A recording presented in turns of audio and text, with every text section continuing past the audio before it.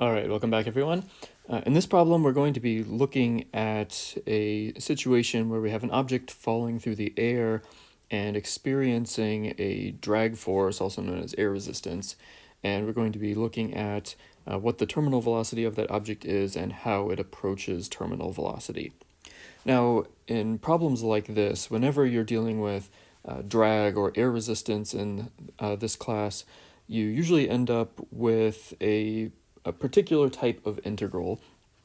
So I wanted to start this off with just a little bit of quick calculus review. So if you have an integral of the function 1 over x dx, something to know is that the integral of this function is a natural log. So this is actually the natural log of the absolute value of x.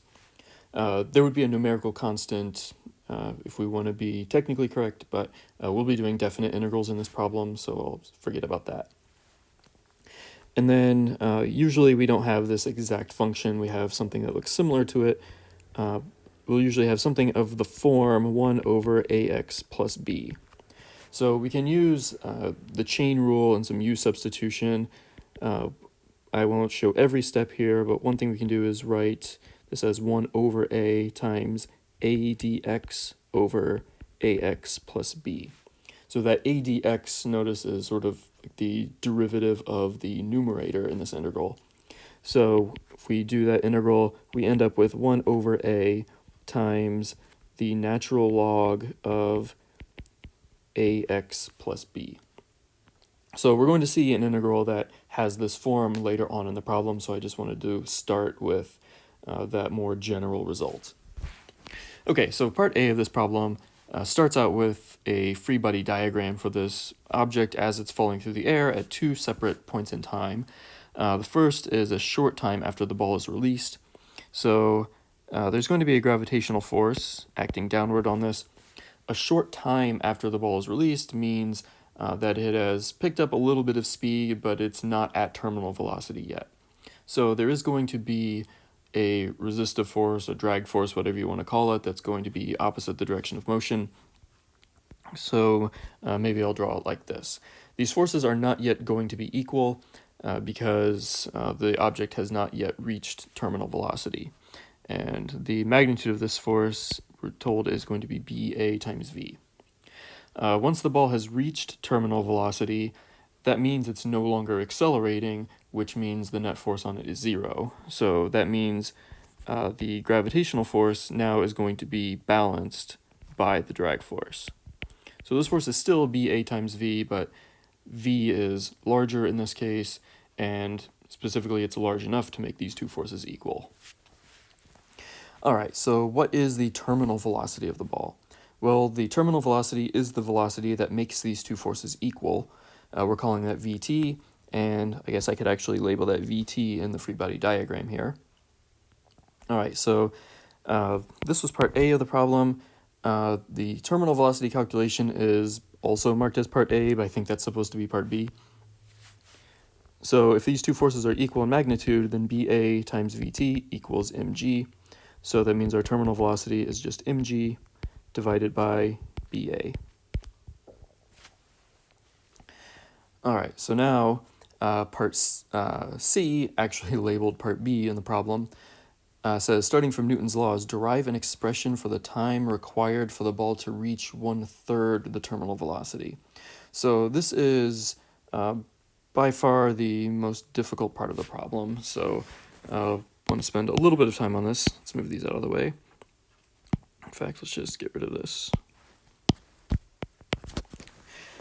Okay, so we need to start with Newton's laws. So Newton's law says that the excuse me, the net force acting on the object is equal to mass times acceleration. For this, I'm going to be very careful here. I'm going to treat downward as the positive direction so that I'm dealing with positive velocities rather than negative velocities. Just makes things a little less confusing in my opinion. So Newton's second law, net force equals mass times acceleration. The net force with this sign convention is going to be mg minus BAV, and that equals the mass times acceleration, which is dv dt. All right, so To solve this, we're going to need to integrate both sides, and we're going to need to separate variables first. So I'm going to put the dt on the left-hand side, and then I'm going to move everything that's on the left over to the right-hand side so that the v and dv are on the same side of the equation. Before I do that, I'm actually going to do one other thing. I'm going to divide both sides by BA here, and you'll see why in a little bit.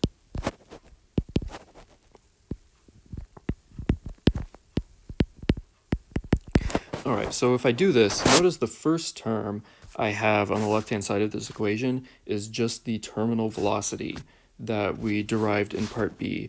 So to make this a little bit simpler and easier to deal with, I'm just going to write that as terminal velocity minus v, and that equals m over BA times dv over dt. All right, so now I can finally move my variables around. Let's just move the m over BA over to the left-hand side.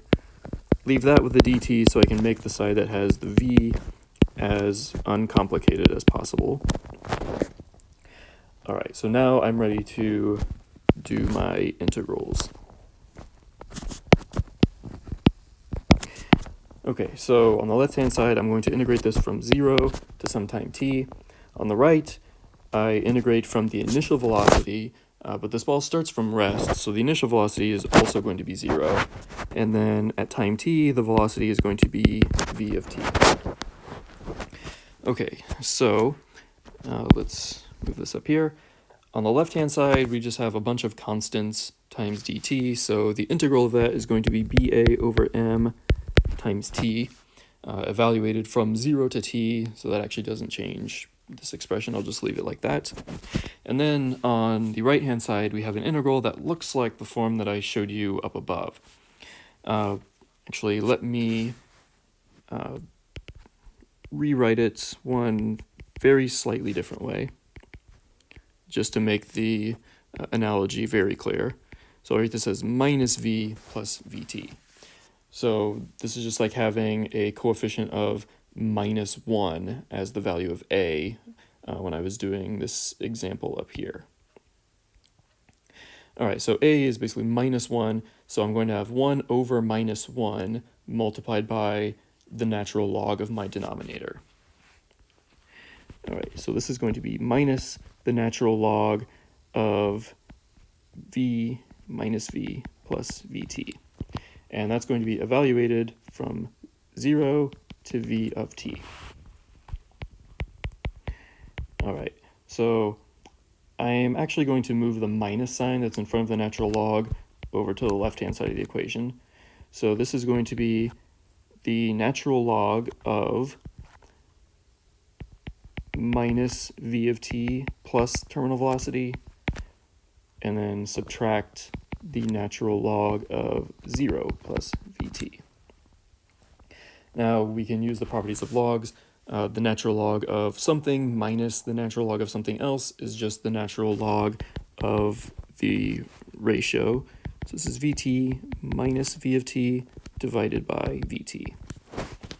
Okay, so I'm going to exponentiate both sides. I get e to the minus ba over mt equals, this will be 1 minus 1 over vt times v of t. All right, probably better if I don't do it that way. Let me just multiply both sides by vt. There we go. And then I can move the v of t over to the other side and rearrange things a little bit. I end up with this equation here. All right, so that was a bit of a process, but we have our function for velocity as a function of time. Now, this wasn't actually the question, although I'm boxing it in as if it is. What we're asked to find is the time that it takes us to reach 1/3 of the terminal velocity. So to solve that, we would just replace the left-hand side here with 1/3 vt.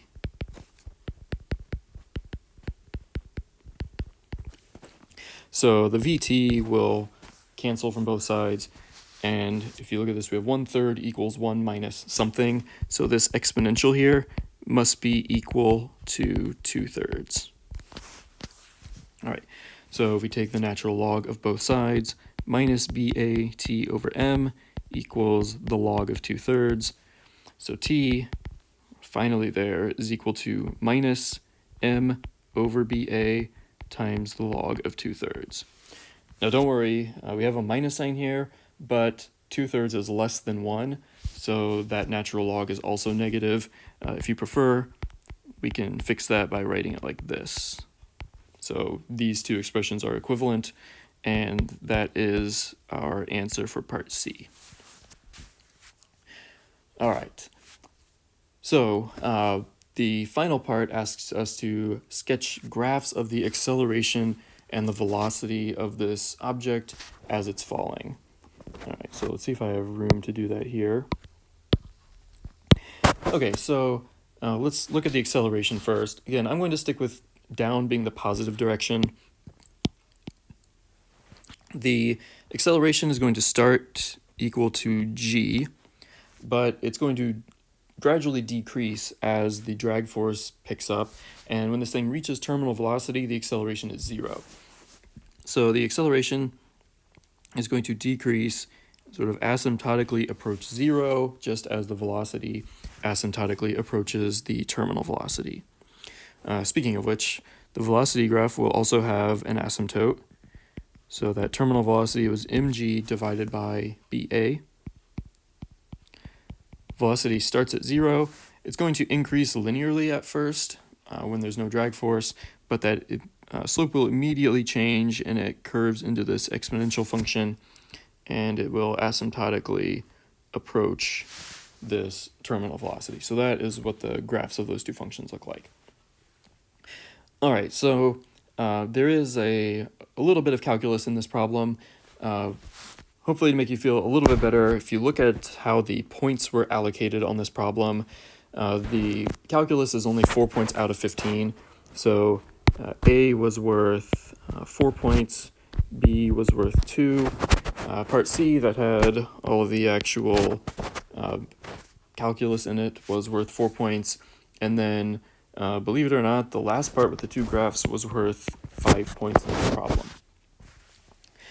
All right, so I think this is one of those things that we unfortunately didn't get a lot of practice in before we had to leave the school building forever.